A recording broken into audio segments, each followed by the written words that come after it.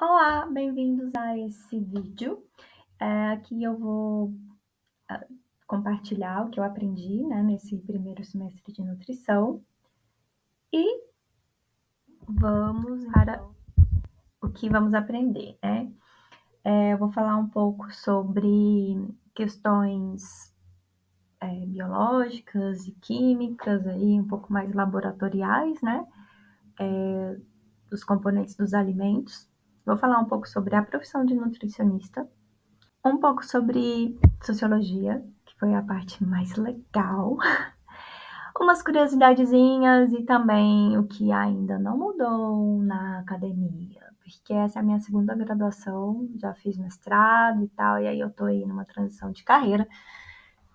E aí vai ser um pouquinho das minhas críticas. Nessa parte de componentes químicos, eu vou me concentrar nas partes mais interessantes, né, para consumidor. E coisa que também eu não sabia. Então, acho que fica interessante também para vocês ficarem em alerta sobre o que comprar e o que evitar. E como a gente também não ser enganado, né? Pelas propagandas. Então, às vezes as pessoas confundem, né, produtos diet como se fossem menos calóricos. Os produtos diet, eles são específicos para diabéticos. Por quê? Para manter a mesma qualidade do produto, né, com as mesmas propriedades e gosto, vai ter que substituir o açúcar. E aí, em vez do açúcar, vão usar geralmente os polióis. E esse poliol, ele não é metabolizado no nosso corpo. Então, ele vai virar fezes ou ele vai ser fermentado e vai virar gases, né? E até vai dar uma barriguinha ali de gases. Então, nesses produtos, inclusive, tem que estar determinado no rótulo que aquilo tem que estar avisado, e é um aviso obrigatório, tá? Que é um produto laxativo.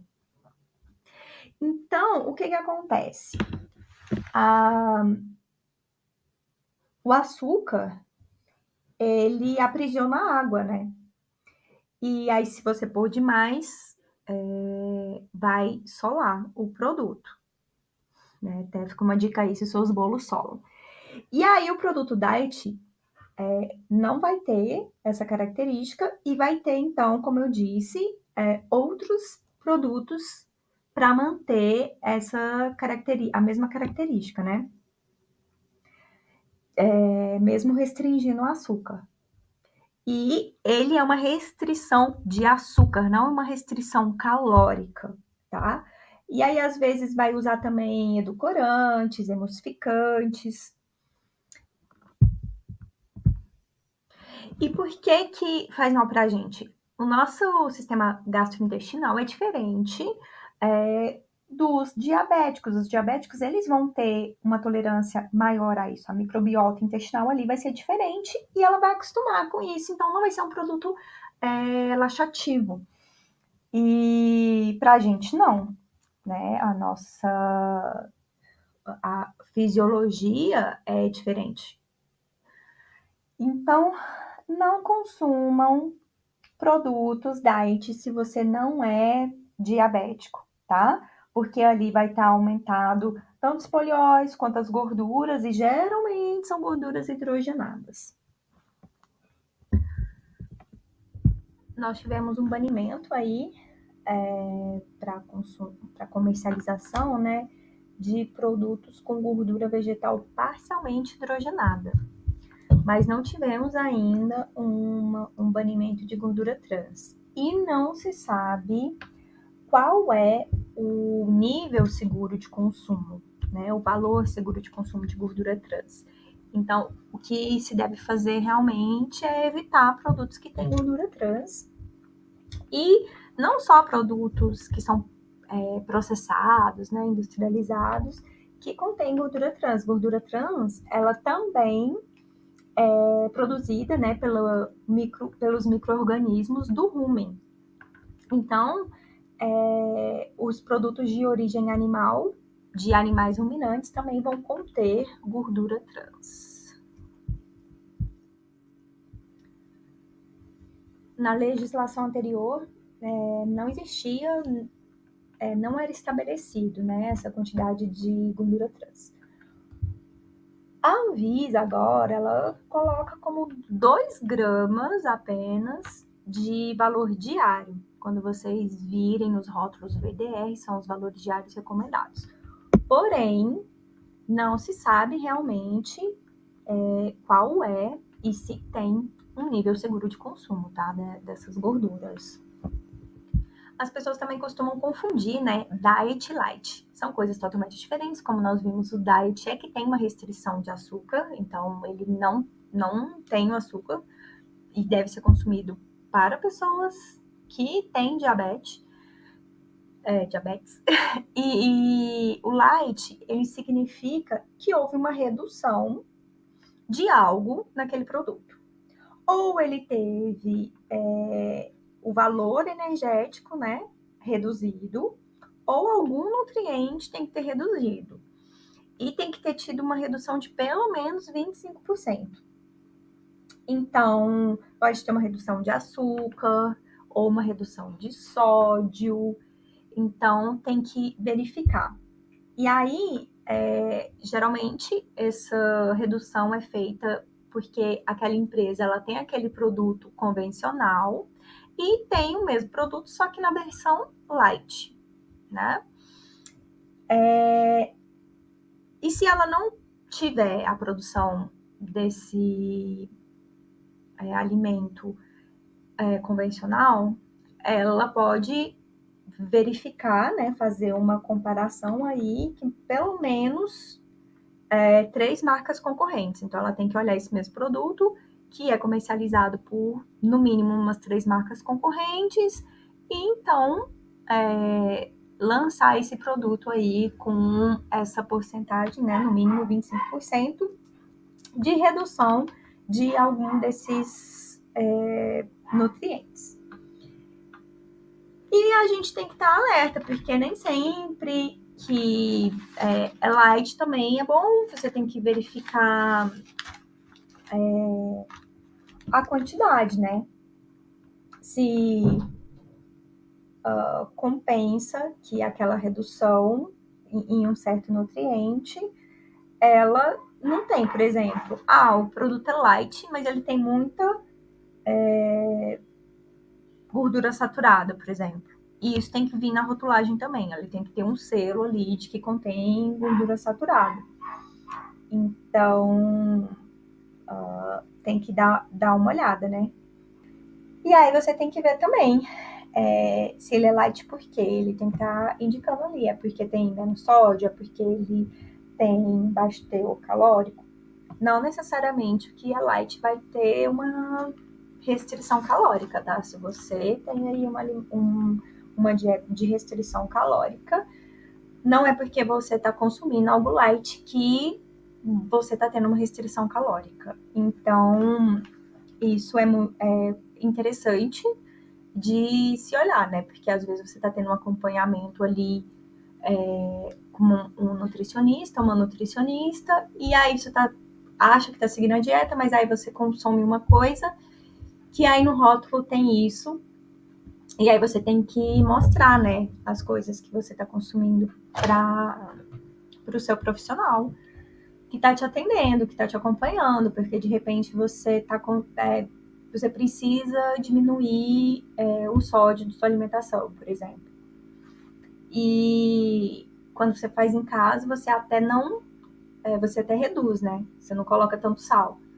Mas aí você vai estar consumindo alguma coisa que você não viu que tem ali mais sódio. Então, isso é importante, né? É bom, se você está fazendo aí um acompanhamento, ficar meio ligadinho nessas questões aí de rotulagem, ok?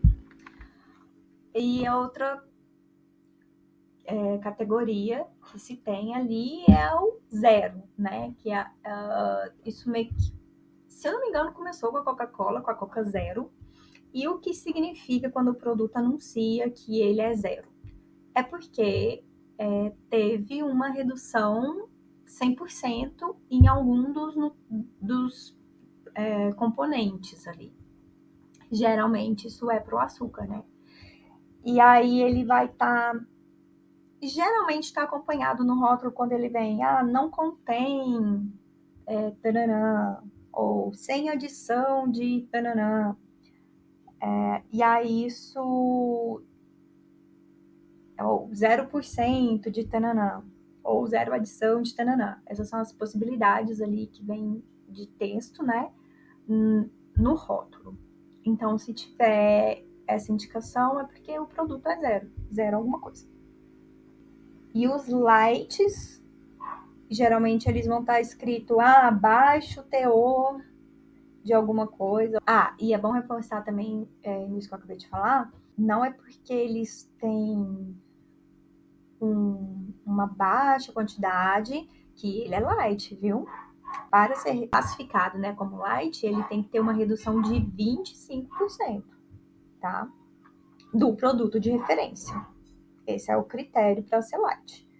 E também não significa que é light, que ele tem baixo teor, viu? Porque tem que ver como que era o produto original.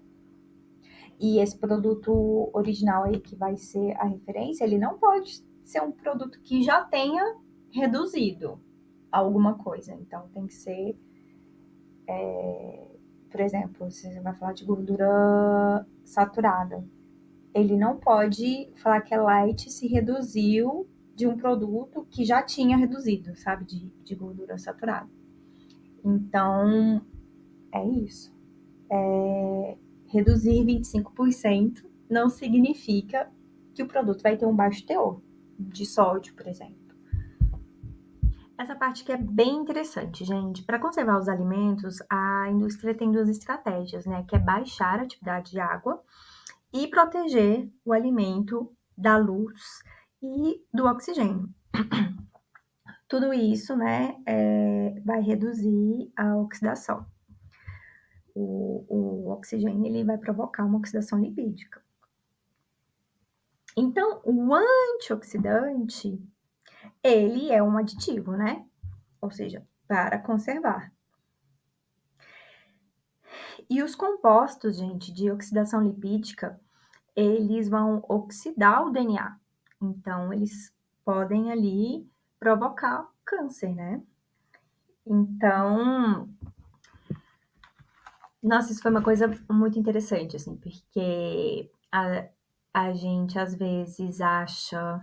Assim, o melhor é que a gente consuma realmente coisas mais naturais, né? Se possível, que a gente plante algumas coisas, diminua mesmo o consumo de industrializado, de empacotados.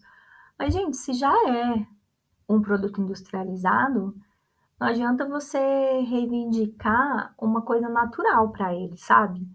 Então as pessoas ficam, então não vamos ter conservante, gente, né? Muitas vezes a gente está pedindo coisa que a gente nem sabe. Então, algumas dicas, assim. O alimento congelado, que não tem adição de oxidante, e você consumir esse alimento congelado, você vai estar consumindo um produto oxidado. Então, você vai estar, sim, potencializando, né, doenças degenerativas.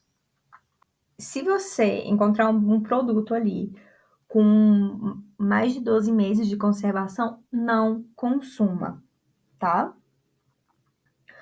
Vai comer congelados? Compre os que foram produzidos há pouco tempo. Então, se o produto não tiver antioxidante, ele vai estar oxidado.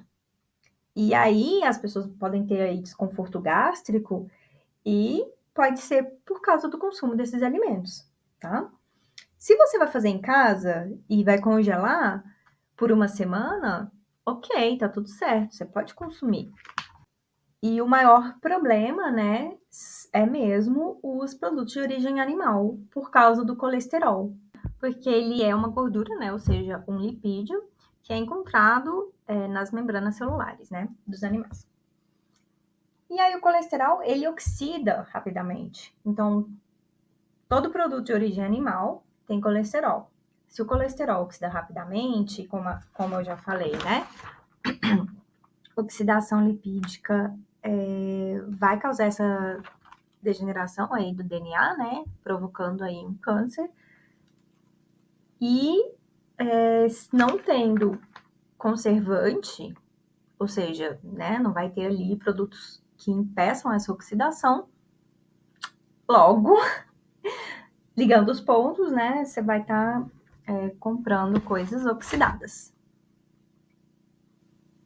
Então, esse pedido aí de não ter conservantes foi uma demanda do consumidor, mas ele nem sabia o que ele estava pedindo, né?